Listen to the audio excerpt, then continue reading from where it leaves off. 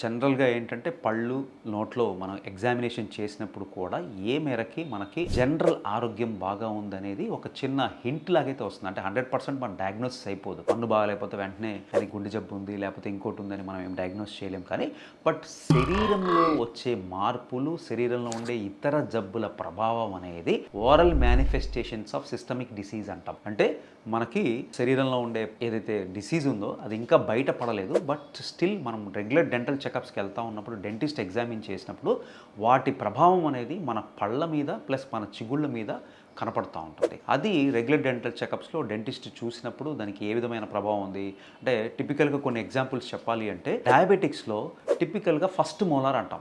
ఈ స్టడీస్ ప్రకారం ఏంటంటే అరిగిపోతూ ఉంటుంది. అంటే మామూలుగా మన పళ్ళు ఎప్పుడు అరుగుతాయి, ఏదైనా బాగా గట్టి తిన్న వస్తువులు తిన్నప్పుడు over a period of time కొన్ని సంవత్సరాలకు అరుగుతూ ఉంటుంది. బట్ తక్కువ వయసులోనే ఇలా మనకి అరిగిపోయే అవకాశం ఉంటుంది. సో ఇలాంటివి గమనించినప్పుడు డెంటిస్ట్ ఏంటంటే మీకు సజెస్ట్ చేయొచ్చు. దానివల్ల ఓవరాల్ హెల్త్ని మీరు కాపాడుకునే అవకాశం ఉంటుంది. కాబట్టి సో రెగ్యులర్ డెంటల్ విజిట్స్తో మీ ఓవరాల్ సిస్టమిక్ హెల్త్ కూడా చాలా మేలు జరుగుతుంది.